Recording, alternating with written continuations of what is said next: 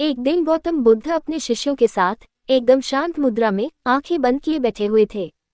उन्हें इस प्रकार बैठे हुए देख शिष्य चिंतित हो गए कि कहीं वह अस्वस्थ तो नहीं है।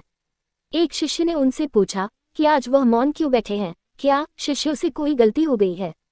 इसी बीच एक अन्य शिष्य ने पूछा कि क्या वह अस्वस्थ हैं, पर तब भी बुद्ध मौन रहे।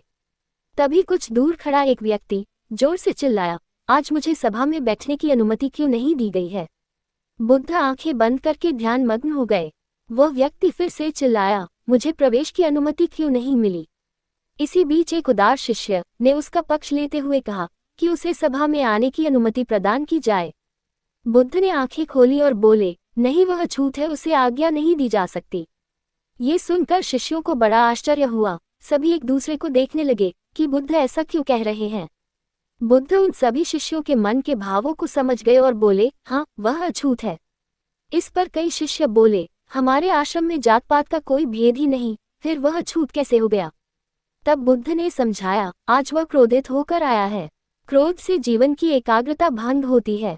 क्रोधी व्यक्ति प्रायः मानसिक हिंसा कर बैठता है, इसलिए जब तक वह क्रोध में रहता है तब तक अछूत होता है।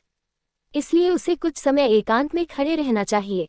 क्रोधित शिष्य भी बुद्ध की बातें सुन रहा था। पश्चाताप की अग्नि में तप कर वह समझ चुका था कि अहिंसा ही मनुष्य का महान कर्तव्य व परम धर्म है। वह बुद्ध के चरणों में गिर पड़ा और कभी क्रोध न करने का प्रण लिया। आशय यह है कि क्रोध के कारण व्यक्ति अनर्थ कर बैठता है और पश्चाताप उसे बाद में होता है, जिसका कोई लाभ नहीं मिलता। इसलिए हमें क्रोध नहीं करना चाहिए। असल मायने में क्रोधित व्यक्ति अछूत हो जाता है और उसे अकेला छोड़ देना चाहिए। क्रोध करने से तन, मन और धन तीनों की हानि होती है। क्रोध से ज्यादा हानिकारक कोई और वस्तु नहीं है। वीडियो पसंद आए फिर एक लाइक तो बनता है। नमो बुद्धाय।